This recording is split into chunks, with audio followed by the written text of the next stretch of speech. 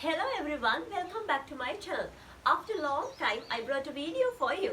ඉතින් පහුගිය දිනවල මගේ තිබු කාර්ය බහුලත්වයේ හින්දාම මට වීඩියෝ එකක් කරන්න බැරි වුණා. ඉතින් මම ඒ ගැන හැමෝගෙම සමාව ඉල්ලනවා. ඉතින් අද මම ඔයගොල්ලන්ට කියලා දෙන්න යන්නේ සාම්ප්‍රදායික යෙදුම් කිහිපයක් අපි එදිනදා ජීවිතයේදී භාවිතා කරන සාම්ප්‍රදායික යෙදුම් කිහිපයක් කොහොමද අපි ඉංග්‍රීසි භාෂාවෙන් කියන්නේ කියලා.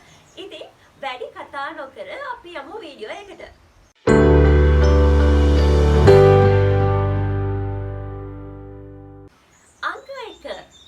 උගත් තැනැත්තා.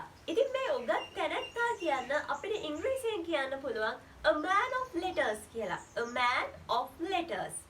ඒ වගේම කුළුඳුල් කතාව. a maiden speech. a maiden speech. කුළුඳුල් කතාව. ඊළඟට අපිට කියන්න පුළුවන් නොදන්වා නිවාඩු ලබා ගැනීමට French leave කියලා.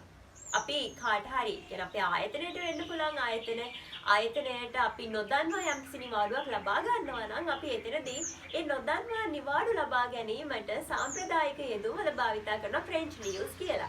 සාමාන්‍යයෙන් අපි එදිනෙදා කතා කරද්දී අපි කියනවනේ ඒක විවෘත රහසක් කියලා. ඒ කියන්නේ ඒක රහසක් වුණාට ඒක හැමෝම දන්න රහසක්. ඉතින් මෙන්න මේ වගේ දෙයක් අපි ඉංග්‍රීසියෙන් කියන්නේ an open secret කියලා. ඊට අමතරව අපිට දකින්න ලැබෙනවා දක්ෂ කතිකයන්. ඉතින් අපි මේ වගේ දක්ෂ කතිකයෙක් දැකපුවම අපිට කියන්න පුළුවන් ඔහු දක්ෂ කතිකයෙක් කියලා. අපි දක්ෂ කතිකයා කියන්න silver tongue කියලා භාවිතා කරනවා. ඉතින් අපි එදිනෙදා වැඩක් කරද්දී අපි කියනවා අවසන් පැයේ තමයි අපි වැඩ කරන්නේ. අපි අවසන් පැයේ කියන්න පාවිච්චි කරනවා the 11th hour කියලා. ඊළඟට කෙනෙක් මැරුණා කියලා කියන්න අපිට පාවිච්චි කරන්න පුළුවන් තවත් සාම්ප්‍රදායික යෙදුමක් තමයි kick the bucket. kick the bucket.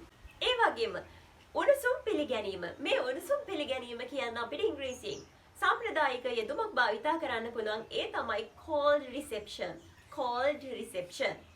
අපි හැමෝගෙම ජීවිතවල වැදගත් දවස් තියෙනවානේ. ඉතින් අපේ ජීවිතවල මේක හරිම වැදගත් දිනයක්.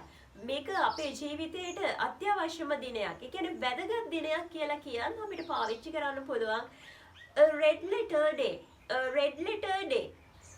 කෙනෙක් ආදායමට අනුව තමයි ජීවත් වෙන්නේ. ඉතින් අපි කියන්න ඕනේ එයා ජීවත් වෙන්නේ ආදායමට අනුව. මේ ආදායමට අනුව ජීවත් වෙනවා කියන්න අපි කියනවා make ends meet කියලා. ඊළඟට lion's share. lion's share කියන්නේ ලොකු පංගුව කියන එක.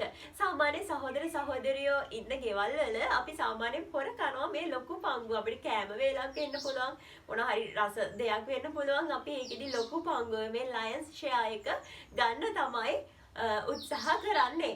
ඉතින් මම හිතනවා අද වීඩියෝ එක ඔයගොල්ලන්ට ප්‍රයෝජනවත් වෙයි කියලා. ඉතින් මේ වගේ වීඩියෝස් දිගටම බලන්න ඕන නම් ඔයගොල්ලන්ට පුළුවන් මගේ මේ channel එක subscribe කරලා තියාගන්න.